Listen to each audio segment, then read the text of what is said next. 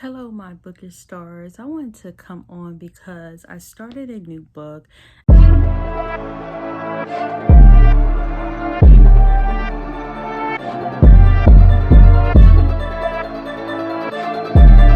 I really want to blog this book. Actually started yesterday. The Problem with Players. This one right here by Brittany Cherry. As y'all know, Brittany Cherry is one of my favorite authors.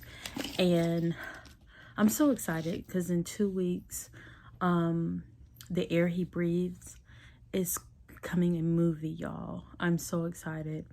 It's on Passion Flicks, I think that's what the name of it is. So I have to go find out about it. But I wanted to really just document this, but I put a little tab and I'm starting to like highlight stuff now because I think it's very important as I'm reading. I'm getting a lot out of the books that I'm reading. So this is my third book for August. And I just finished Saturday. So today is Sunday, August the 11th. And so I finished Funny Story yesterday, the 10th of August, y'all. I love that book. I gave that a 5 stars. That was my very first book by Emily Henry. And so I wanted to get into Brittany Cherry's book because I can't remember if last month I read a Brittany Cherry book, but I'm trying to read a Brittany Cherry book every month because I just love her writing. But there was a book, The Problem with Dating, and I don't know if I should have read that book first or whatever, but I didn't. But it's okay. I'm going to go ahead and order that book, but I'm going to read it as well because the people that is in this book was in The Problem with Dating, and I already kind of knew they were going to get together, but I still want to read the book because I want to know about their story. But I see a little bit in this book of the characters that's in there because I went on Amazon because I was like, okay, maybe I should have read this book. And really, I love this book because I can actually talk to my husband about it. And so I was just telling him things that was going on in the book, and I just thought it was so funny and I loved it. And the thing that I'm realizing is that some of the books that I'm reading were romance books. I am loving it because it has like great storylines, and it's just not all about sex and all that other stuff, but it's about really true relationship, how you fall in love. And the funny story was just really good, but the problem with Players about Nathan and Avery. So I wanted to read this part to you. I have to put on my glasses, y'all, because I can't see what I'm reading. And I'm trying to do this with one hand. But part of the book that was talking about Avery being so angry, right? And the thing about it is when women get hurt, they do become distant, angry, and all of that stuff. So this was the part where Nathan was talking about what people are saying about Avery. Even if she was cold, the world probably made her that way. People's heart didn't harden by choice. They hardened due to traumatic inflictions of pain caused by others. Y'all, I just thought that was so good because people don't realize, like, when you go through some traumatic things in your life, it affects you. It really does. And that's the thing. It's like, how do you get over that trauma? Do you go to therapy? Do you try to go through it yourself and all of that? Those things. Do you really just think that you can handle it on your own? I believe some people can handle it on their own. I believe that some people need therapy. It's just so many things that have been happening around me that I just realized that people have deep wounds. and deep scars that they just pick at it and pick at it and pick at it, that they don't get rid of it. It never heals because we keep going over and over and over in our mind about it. So I know with this book, it's going to be dealing with issues that she's having and all of that, but it's really good. So hopefully I can start what chapter I'm on. I know I'm further than what I'm on. Chapter 9 right now. So I'm reading on my Kindle at night, and so I decided not to get the audio version of it. I'm just going to read on my Kindle and read in the physical copy of the book, but I'm at 23%. I'm on chapter 9. So but it's so good so far. Like, I'm just been reading and reading, and let me tell you what page I'm on. So I'm on page 88. So I'm probably going to try to read another chapter. Let me see if I can get to like 100 and something. I don't know how many chapters in this book, y'all. I didn't even look to see. So I'm probably going to try to read 2 chapters before I go to bed. I mean, they're fast reads, so I probably will do that. But y'all, people really have deep issues. And that's so good when you can read in books, real life stuff. And I know Brittany Cherry just bringing it out and forth in her books, but I hope that I can come on and just talk about this book. And you know, I don't want to give a whole lot away, but I'll just give you like nuggets. But y'all, that was a nugget for me. That was a pivotal moment for me when I read that part. So y'all, I'm gonna go ahead and read 2 more chapters, and then I'm headed to bed because y'all, it's 10:55 at night. So I do want to read 2 more chapters. So let me do that, and I'll probably come back on probably tomorrow. Hopefully I can finish this book by Wednesday. It's 402 pages. It's 51 chapters, and I'm on chapter 9. But they're small chapters, you know, they're not really long, I don't think, chapters. But yeah, I'm excited about this book. I really am, y'all. But let me go, because I want to go ahead and read some of this. I was thinking maybe I should read it on my physical book. That's what I'm gonna do. I'm gonna read it chapter 9 on my physical book, even though I'm just gonna keep the light on in the room and read it in my physical book. All right, I gotta go.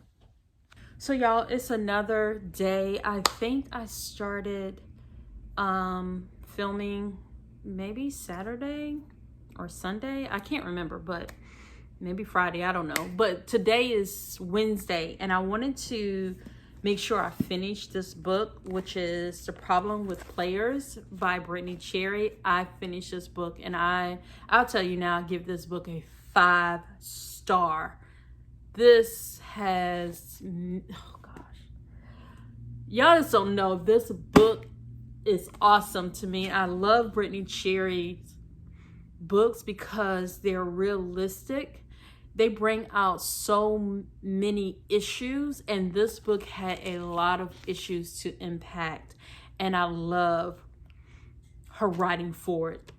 And I put tabs this time in things that I really loved, and it's about Avery and Nathaniel. And the thing that I love about this is we see how Avery becoming who she is, and realizing the things that she was dealing with. And sometimes in life, we don't want to deal with our past. And that's why this book meant so much to me, because I'm constantly thinking about how I can become better a better wife, a better mother, a better sister, a better daughter, better friend, better cousin, all of those things, a better entrepreneur, just all of those things is who I am, the makeup of who I am around me. But I just love this book. And this part right here, I talked about on the other clip about one thing that really just I love about people's heart. But he was talking, who was talking? Avery was talking to his therapist. Y'all, there's so many different moments in this book. This is page 281. But if y'all don't want me to talk about, if you don't want to hear about this part of the book that really made a difference for me, oh my gosh. But I'm trying to see where I can start. He said, she wanted to know how Avery got to the point where he was. And he was talking about his therapist, and it says, okay, y'all, I needed to interject for a minute. As I was editing this video, I realized that it was Nathaniel that was talking and not Avery. Avery is the actual female and Nathaniel is the male. So Nathaniel is talking about his therapist in this clip. He found his beams. And I was like, his beams? Okay. And she said, your beams? What does that mean? And this is what he said in the book. My therapist told me that when I'm going through my darkest moments, she told me to look for my sunbeams. She said that people who are sad often try to dive headfirst into feeling better. They go to extremes and try hard to climb out of the darkness to feel the sun's full burst of joy again. They try so hard to get back to a feeling from their past when they felt the happiest. So he breaks down, I'm not going to go more into that, but he breaks it down, right? And sometimes he says that it makes you feel more depressed because you are hard on yourself. And that's me. I'm very hard on myself. And you feel as if you're failed when really you just went too hard too soon. Impact. And it's not about chasing the past. It's about allowing a new future through finding your sunbeams. Oh my gosh. So it breaks it down. She wanted him to break it down. So he did. The sunbeams are the small bursts of light that breaks through one's window of depression. The little flickers of light that reminds you of how life can feel. Those sunbeams can be anything, people, places, activities. Mine was my family, coming back home and working on the farm, holding the baseball bat in my hand, laughing with my brothers. To the outside world, these aren't big things. But to me, they got me to the next day. So if you ever feel a certain way, look for your sunbeam. So I began to impact this, right? And Monday, I went to my parents' house, and my dad always take pictures. And we always have this running joke that my dad always take pictures. He always do videos and we never see them, right? But he took a picture of my mom and her 3 daughters. Moment of impact, y'all. I don't want to get emotional because this book really got me, y'all, got me. But I'm always emotional about things, but it's just me. I love reading something. I love realizing that aha moment that you get in your life. I love those moments, the moment of impact that can change your life. And so that was a moment of impact. Tuesday, my nephew went to college. He's going to college right now. He took a year off, but that was a moment. That was one of my sunbeams. Oh my gosh. Little sunbeams that happened. And then my oldest sister was telling me that my mom was so happy that we can sit down and have a conversation, because we haven't been together, like all three of us, all four of us, well, all five of us. I can't remember when we all together just sat around talking and just enjoying each other. I know it was this year because we went to Houston this year. But anyway, moment of impact. Then today, my oldest daughter sent us a picture. She said her last first day of school, because she's graduating in 2025 from college. Y'all, I lost it, because moments of impact, those are moments, those are my sunbeams. And I had to realize that all of those things put together make who I am. Last night I told my husband, I said, I read 31 books this year. I decided to go back to what I love.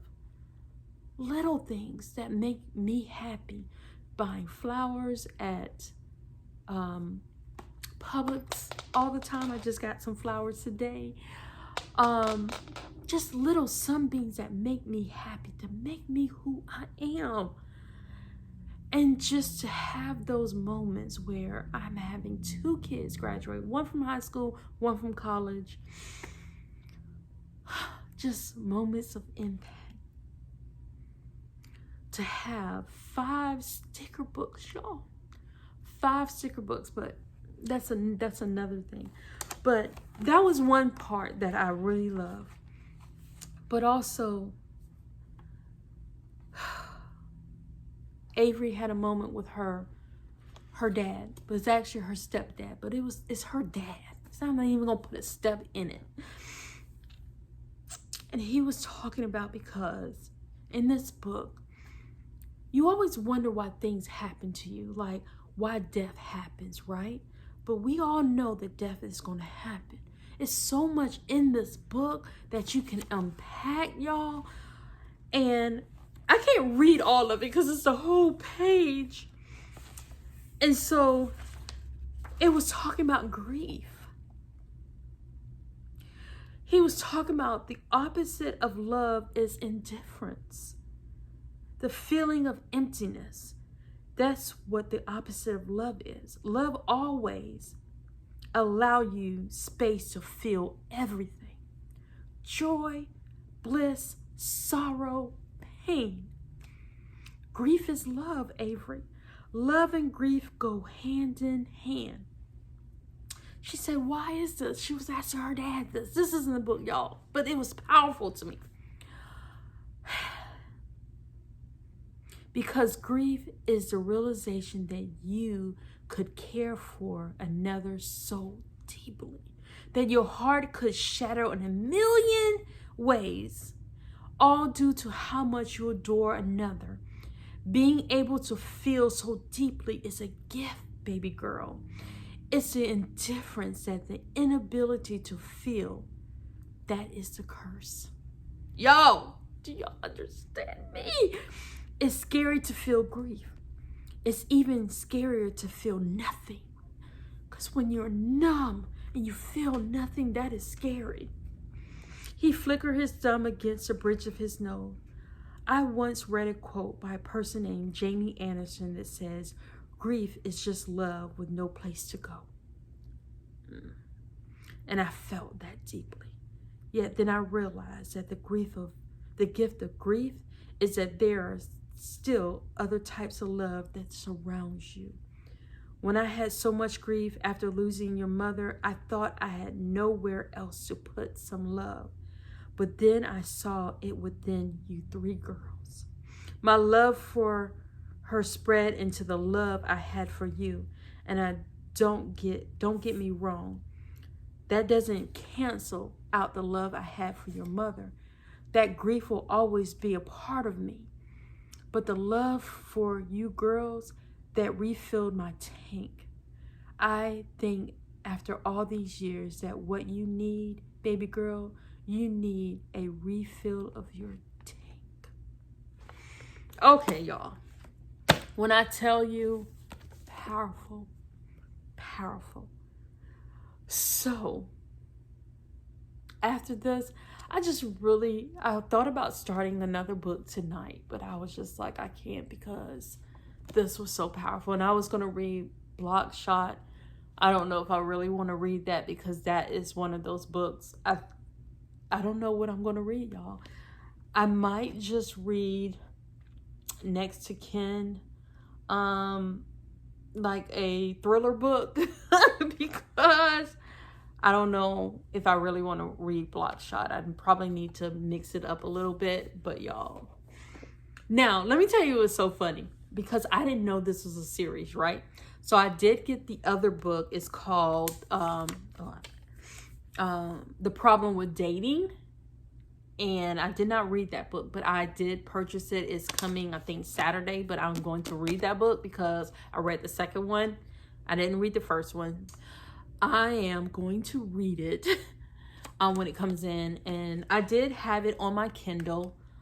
And I also had it on Audible. So I did read it and I did listen to it and I did read it off my Kindle because at night I like to read it because I don't like to have the light on and it's just best for me to read it on my Kindle. I do have the physical copy because sometimes even if I want to listen to it and read at the same time, I do that as well. It has just been really good.